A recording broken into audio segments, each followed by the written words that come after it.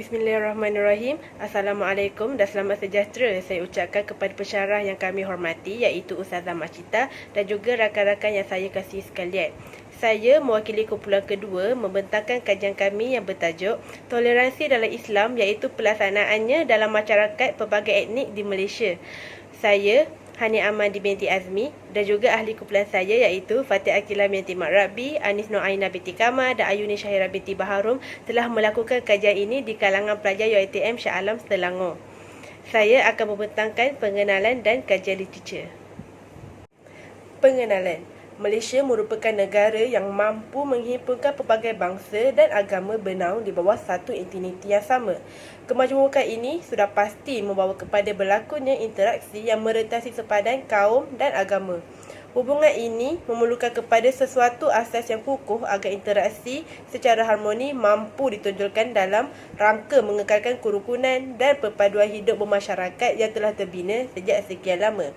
Kajian ini bertujuan menjelaskan prinsip asas yang telah ditetapkan oleh Islam dalam memandu interaksi antara penganut berlainan agama di Malaysia sebagai suatu usaha mengukuh serta mengharmonikan kembali hubungan sosial sesama mereka yang dilihat semakin merapuh sejak mutakhir ini.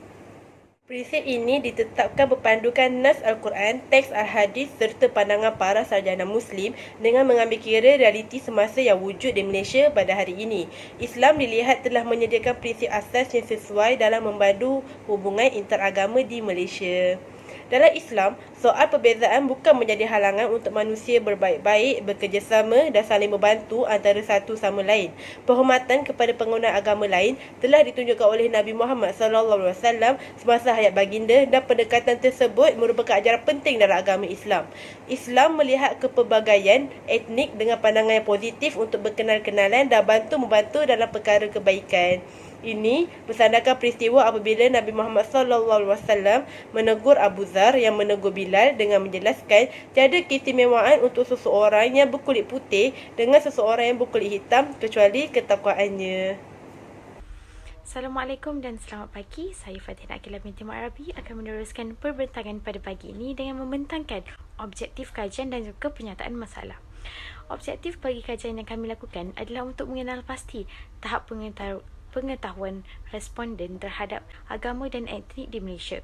Yang kedua, untuk mengenal pasti persepsi responden terhadap hubungan antara agama dan juga etnik. Dan yang ketiga, untuk mengenal pasti tahap kepentingan isu agama kepada responden. Dan yang terakhir, untuk mengenal pasti tahap kepentingan toleransi Islam kepada masyarakat di Malaysia. Masyarakat pelbagai kaum menghadapi cabaran dalam mengekalkan keharmonian hubungan antara satu sama lain. Dalam konteks kepelbagaian kaum di Malaysia, masyarakat sejak asalnya lagi terbahagi kepada budaya, bahasa dan juga agama yang tersendiri. Hubungan kaum yang baik menjadi satu penanda aras dan kunci utama dalam memastikan kestabilan politik dan ekonomi negara. Islam mengiktirafkan kemuliaan setiap manusia tanpa mengira etnik. Oleh itu, tidak boleh berlaku perbezaan atau penafian hak berdasarkan etnik dan juga agama. Hal ini menjelaskan manusia secara fitrahnya dijadikan oleh penciptanya dalam bentuk kelompok dan budaya yang berbeza supaya menerima dan menghormati kepelbagaian dan perbezaan itu sebagai satu lumrah dan hukum alam yang akan terus berlaku. Kepelbagaian dan perbezaan itu bukanlah satu faktor untuk berpecah belah dan bermusuh-musuhan. Seharusnya kita perlu kenal mengenali dan bantu-membantu antara satu sama lain agar kedamaian dan kemakmuran hidup bersama dapat dicapai. Oleh hal yang demikian, kajian ini dijalankan secara terperinci untuk menjawab persoalan-persoalan yang berikut. Adakah masyarakat berlainan etnik dan agama akan mempengaruhi tahap perpaduan di negara Malaysia? Yang kedua, adakah masyarakat berlainan etnik dan agama diterima baik di kalangan masyarakat majoriti? Dan yang terakhir, adakah tahap hubungan sosial yang tinggi di kalangan masyarakat berlainan etnik dapat mempengaruhi perkembangan sesebuah Kajian literatur Eti Talib 2012. Toleransi agama ialah sikap atau kesediaan untuk membenarkan dan menerima agama lain untuk diamalkan dalam mana-mana komuniti tanpa ada sebarang unsur prejudis, bertujuan untuk mencapai keharmonian dalam kehidupan bermasyarakat. Toleransi agama bukanlah membawa maksud melihat agama lain juga benar, tetapi ianya adalah memberikan hak kepada penganut agama lain untuk mengamalkan agama masing-masing.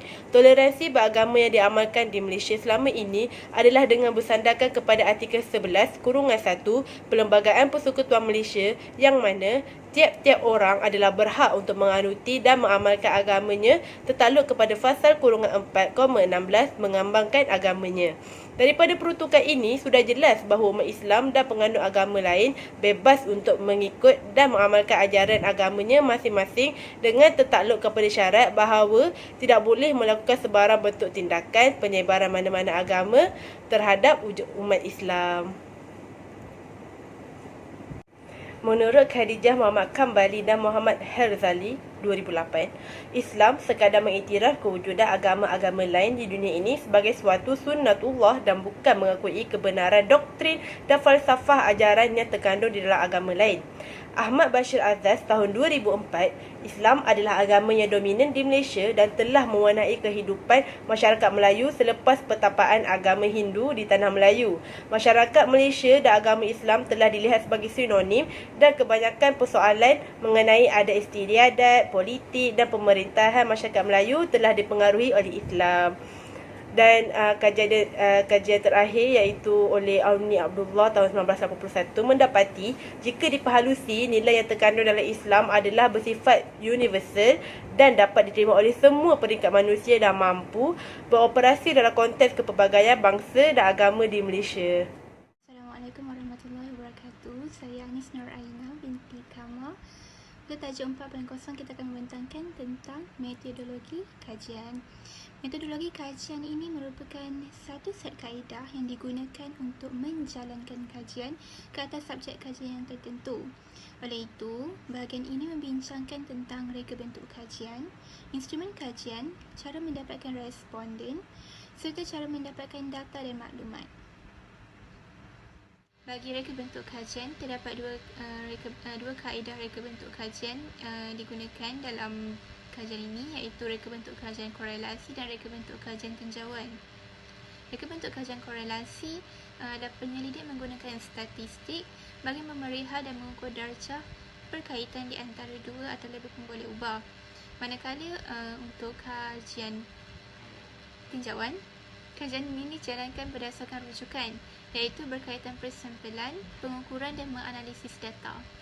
Perkara 4.2 pula adalah instrumen kajian. Instrumen kajian yang digunakan dalam kajian ini terdapat dua kaedah, iaitu kaedah kualitatif dan kaedah kuantitatif. Kaedah kualitatif merupakan terdiri daripada soal selidik, kaedah pemerhatian dan temu bual. Kes dilaksanakan adalah untuk mengumpulkan data, memperolehi makna yang tepat dan pemahaman yang baik.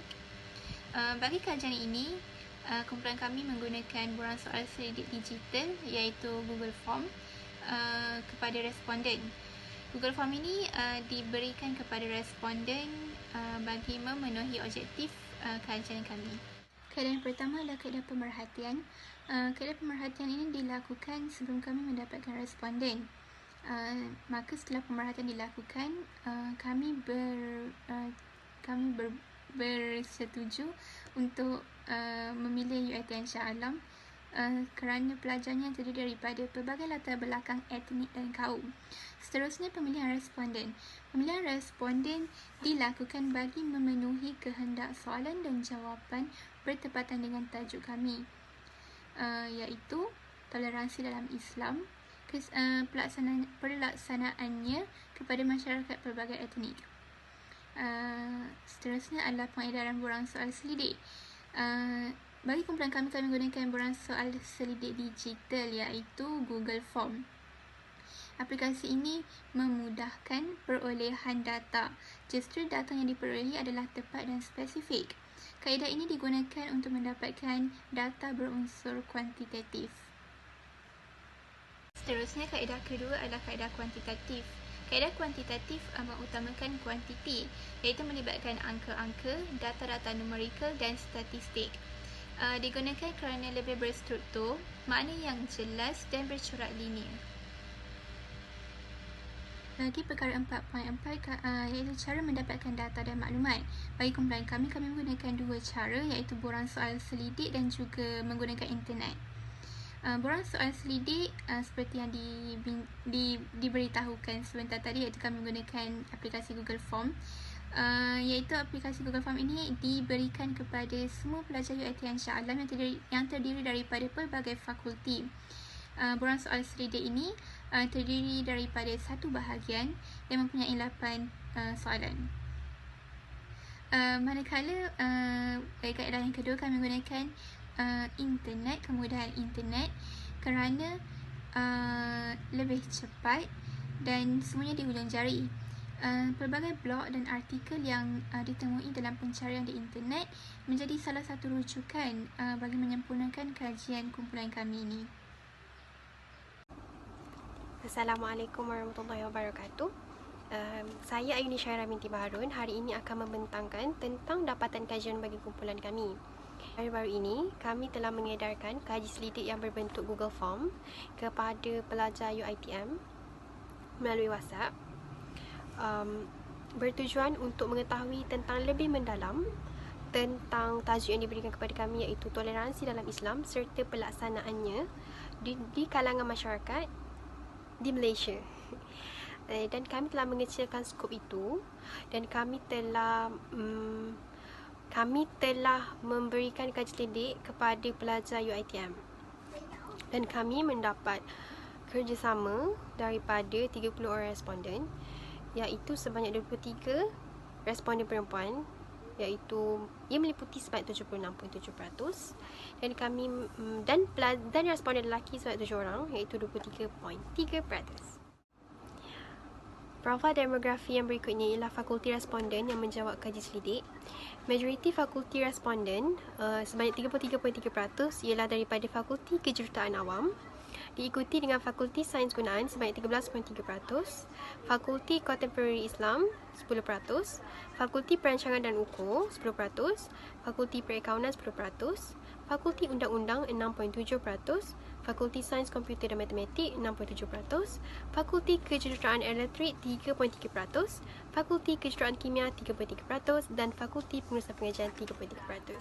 Seterusnya, kami menanyakan soalan yang bertujuan untuk mengetahui tahap hubungan etnik dengan tingkah laku responden. Dan soalan pertama yang kami ajukan adalah, adakah anda mempunyai kenalan yang berlatar belakangkan agama atau etnik yang berlainan?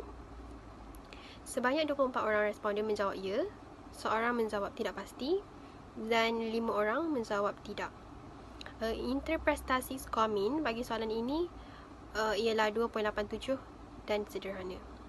Seterusnya, adakah anda akan menerima jemputan perayaan kenalan anda yang berlainan etnik?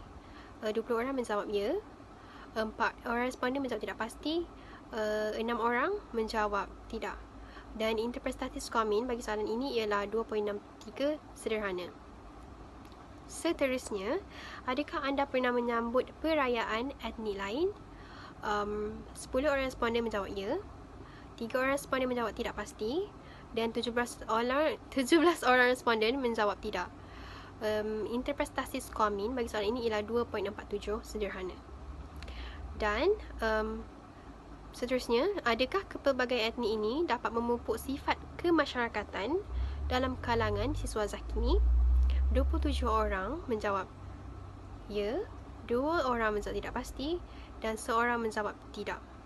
Dan interpretasi skor min bagi soalan ini ialah 1.77, iaitu rendah. Soalan seterusnya yang kami ajukan kepada responden ialah, adakah anda sering berinteraksi dengan rakan bukan seagama dengan anda, sama ada mengenai hal pengajian ataupun hal agama? Sebanyak 18 orang responden menjawab ya, 5 orang responden menjawab tidak pasti dan 7 orang menjawab tidak. Dan interpretasi skor min bagi soalan ini ialah 2.37 sederhana. Seterusnya, adakah anda mendapati diri anda menghormati upacara agama yang dilaksanakan oleh rakan bukan seagama dengan anda? 29 orang menjawab ya dan seorang menjawab tidak pasti. Interpretasi skor min bagi soalan ini ialah 2.97, iaitu sederhana. Soalan berikutnya, adakah anda menghormati adat atau budaya yang diamalkan oleh rakan yang bukan seagama dengan diri anda? Majoriti responden menjawab ya. Dan skor amin bagi soalan ini ialah 3, iaitu sederhana. Dan soalan yang terakhir adalah, adakah anda menghormati serta menerima pandangan dari rakan bukan seagama dengan anda? 29 orang responden menjawab ya, dan seorang menjawab tidak pasti. Tidak. Dan seorang menjawab tidak. Dan interpretasi skor amin bagi soalan ini ialah 297, iaitu sederhana. Dan min keseluruhan bagi soalan yang diajukan kepada pelajar ialah sebanyak 2.63, iaitu sederhana. Pencampuran etnik dalam melaksanakan tugasan akademik dapat mengurangkan perasaan prejudis.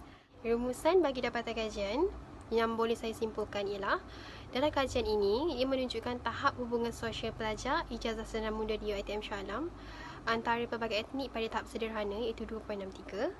Hal ini merupakan satu perkara yang baik kerana untuk mewujudkan satu negara bangsa, masyarakat dalam negara perlulah mempunyai persepakatan yang baik walaupun terdiri daripada latar belakang yang berbeza. Sekian, terima kasih.